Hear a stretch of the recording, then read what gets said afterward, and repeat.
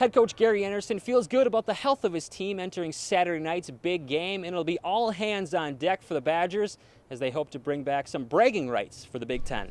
At Camp Randall Stadium, DeJarlais, NBC 15 Sports. When you take a glance at the Badgers' schedule, it appears to be pretty favorable for Wisconsin if they can get by LSU in the season opener. They do have some potential speed bumps along the way against Nebraska and at Iowa, so expectations are high, but all agree it's one game at a time. The Packers once again got their annual Wednesday minicamp day off this morning in Green Bay. The team instead had a private team building function. No word if they went skeet shooting.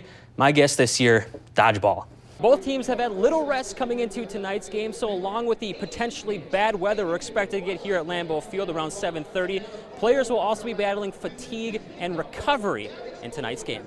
We'll have much more on the game coming up later in sports. At Lambeau Field, DeJarlais, NBC 15 Sports. No doubt about it, Wisconsin will have a huge bullseye on its back when their season starts up November 14th, but until then, as Coach Ryan said, now we got some work to do. At Big Ten Media Days in Chicago, DeJarlais, NBC 15 Sports. Yeah, John, the last time the Badgers were on the field, they were blown out 59-0 in the Big Ten title game. Afterwards, Barry Alvarez called that game an aberration. Today, they got redemption. Unfortunately for the Packers, they'll leave Lambeau Field here on Saturday. They'll head up to Minnesota to take on the Vikings. After that, though, they're back here again for 2 more games just after Thanksgiving, where they'll hope for some good home cooking.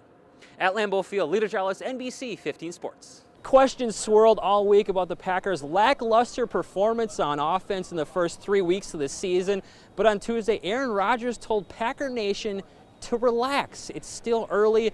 Then today, Rodgers goes out and lights it up, throwing for 4 touchdowns and 302 yards. Last night, it appeared the Brewers would move to at least 3.5 games up in the division. But as we found out once again yesterday, never count your chickens before they're hatched. The Packers now just 1 win away from going to the Super Bowl, but it'll be a tough road to Phoenix. They'll first have to go through Seattle next Sunday. At Lambeau Field, DeJarlais, NBC 15 Sports. One of the best basketball players I've ever seen in my life. It was so hard to defend her. She was always the one that you never wanted to play against, but you always wanted on your team. Well, the Wildcats got that wish as Nettles Bay transferred to Verona late last year. All of us were so excited that she was going to come because she was like West team and like it was just amazing. Things were looking bright in Verona, but before Ebony could even don a Wildcats jersey, she was dealt some unexpected news. She couldn't breathe and they found a collapsed lung. Then the unexpected hit Ebony on October 3rd, 2013.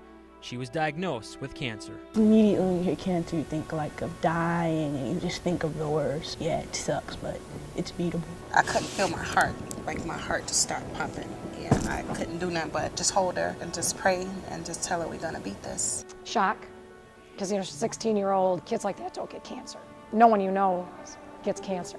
It's always somewhere else. And so the fight began, and like anything done with passion, Nettles Bay has not only pushed through the chemo and radiation, she has continued to play the game she loves so much. When I first got diagnosed, they said that it would be hard for me to play basketball because I'd be too weak, but then I told them like I have to. We were, inspired that someone going through something as serious as this was willing to fight and play with us. I'm thankful for it because it's saving my baby's life. Her playing basketball, her still finding her strength and believing in herself that she can beat this. As Ebony faces the biggest fight of her life, she hopes her most meaningful win isn't against Parker, LaFollette, or Middleton. It's against the disease that is threatening her life. It inspires me to want to beat it more and be stronger because I know that there's people looking up to me. I look at her and some days I be in tears because I need her. She's just a beautiful person. She's my hero. She's very inspiring to others. I just be glad when we beat this. Behind the 230 U.S. Olympians in Sochi, there are thousands of coaches, family, friends, and fans, as well as officials. A referee in speed skating is very much a behind-the-scenes person. And Madison native Dan Immerfall is one of those officials. Dan Immerfall, he is the chief referee for this competition. My job's a lot different from a football or basketball referee. If everything runs the way it's supposed to, you'll never even know I'm there. Immerfall is the head referee of the International Skating Union and the head speed skating judge in Sochi. The referee is a guy that's in charge of the whole competition. First and foremost. Everyone follows the rules. And take it from Immerfall, he knows what it's like on the world's biggest stage, dating back nearly 40 years ago. So the time to beat now, 39-17. Immerfall was an Olympic athlete himself, making 3 speed skating teams for the USA. Yeah, I was pretty fast and decided I would like to try skating. They are racing against the clock. And did well. Years later, I was at the Olympics. And in the blue, on the outside lane, Dan Immerfall of the United States, and there they go. You can't imagine the excitement unless you're actually there and you're actually competing in it. And this could be the best race of the day. I can remember how nervous I was approaching the starting line, and I can remember every stroke that I took, how I set up the first turn, how I set up the second turn, who I raced against. And look at Immerfall's time, 39:54. And of course, something Immerfall will never forget, winning a bronze medal in the 76 games in Innsbruck. And in line for the bronze medal, this gentleman right on your screen, Dan Immerfall of the United States.